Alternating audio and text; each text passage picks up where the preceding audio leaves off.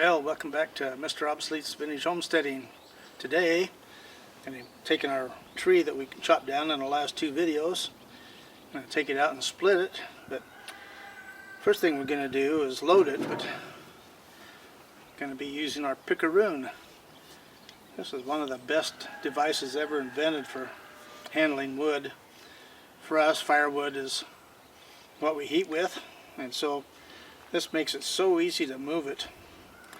And then after we get done with loading this, and we get some behind us, we're going to load up also. And then we'll go out and split. But anyway, we'll be back here in a bit when we're ready. Well, the first pieces we're going to load already have a nice handle built onto them.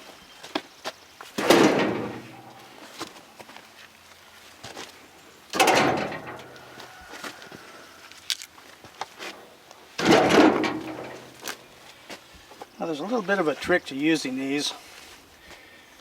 If you don't put enough force in it, it'll just kind of fall off. You hit it too hard, then it doesn't want to come off, so you just have to try it a little bit till you get used to it. So that one's about perfect. It comes right off.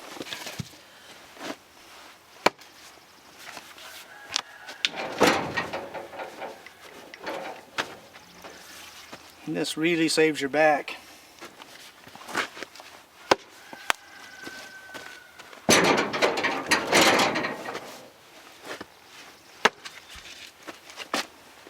A pretty good size piece there. It weighs about close to 20 pounds.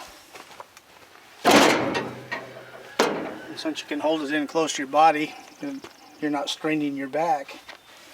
Anyway, we'll be back when we're loaded up. Well, the tractor's acting up a little bit today because I think we got some water in the fuel, but anyway, we'll see how it goes. That's a pretty good size load, and so we got this hill here, so we'll fire it and go up the hill.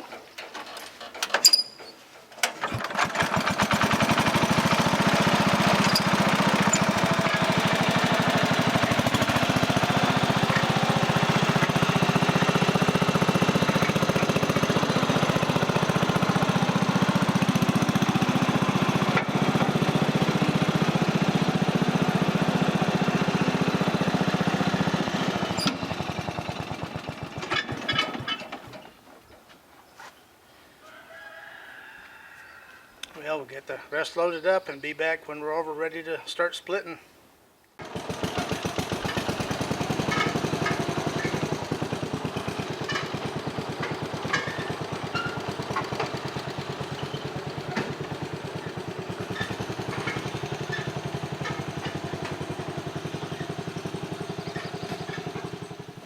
Well, I was kind of curious as to how much weight we had in this little trailer going up that hill. You can see the tractor went right up it, no problem.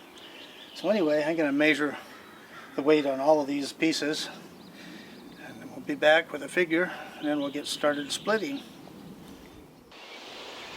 Well, we're getting ready to split the wood we drug over from the two trees. We got 35 pieces. I think both trees were about a little over 20 foot tall. And anyway, I weighed them all, and it comes out to 569 pounds, and that's how much I had in the trailer of the little garden tractor there. You can see it went right up those hills, no problem. It's amazing, it's only 7 horsepower. Okay, our little log splitter here. We've had it in other videos, so I'll just kind of go over it again a little bit. It's a Flowtron, which is one of the first companies to start making hydraulic splitters. They also did electric ones where the ram would go back and forth and had cutting edges on both sides, so you could cut on both strokes. But they left the industry pretty early. This one was given to me by one of the best people I've ever known, Leonard. Well, anyway, the connector failed on it. It was a cheaply made piece of junk, and being a machinist by trade, he could have fixed it easily and decided not to, so I just put it in the garage and covered it up and left it and sat there for years and years.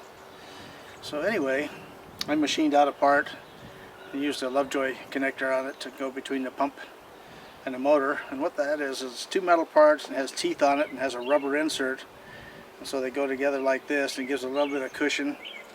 And it also, if they're not perfectly lined up, you can work on that. I'll show you a picture of one here in a bit.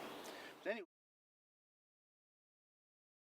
little information I've been able to find on this. Some says it's a 10-ton, another say a 12-ton, and it'll push so hard on the wood there that it'll actually stall the motor, so I'm thinking more towards the 12. But anyway, I want to get busy and start splitting here, because this wood, most of it, you know, being that it's fir, when you chop it with an axe, it'll start to crack, and then it pinches back and holds the axe. It's really hard to split, or as Arnold would say, it's really hard to split.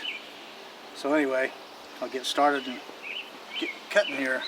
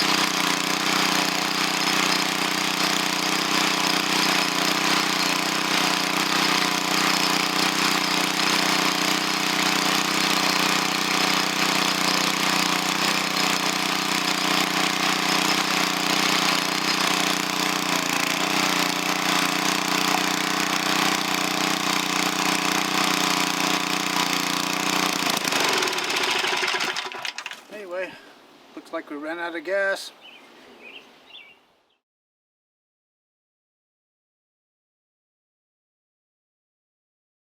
We get some finish up projects here. I found some more little firewood stuff we need to cut up here, and we're going to be using Mr. C's Frontier F35. And you can see we've started on our firewood for the year, so that was nice to get done yesterday. Anyway, we get the saw started and cut these pieces up.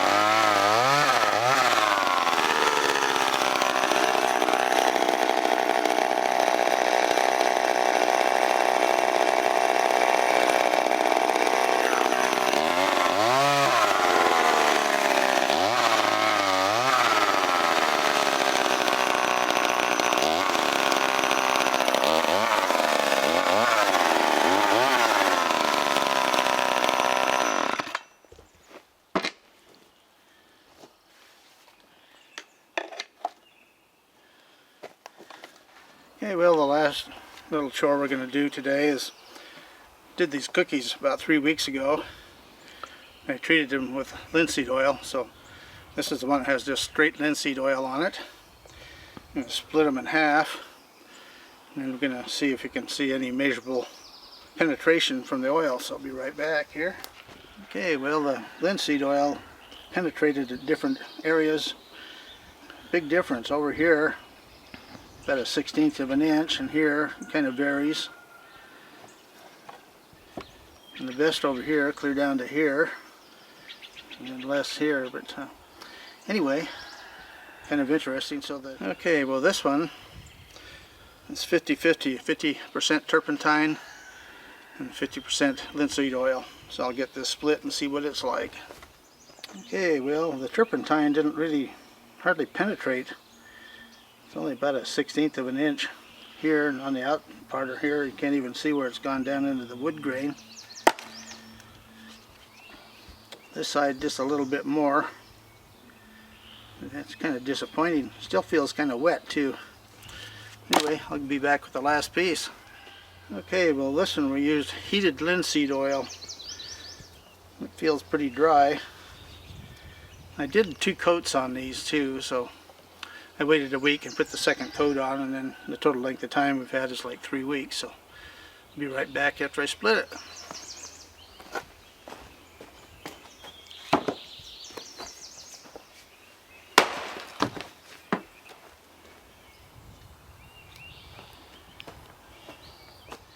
Well, this one turned out the best, but it's not a huge difference.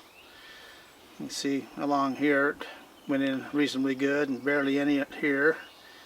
Different degrees amount here, but more evenly across. And this side actually did quite a bit right here. A little bit through here. And virtually nothing here. And then a bit here. So anyway, that's what I use on my handles, as a heated linseed oil, and it seems to work the best. So anyway, well, remember, vintage is best. And we'll see you next week on another exciting video.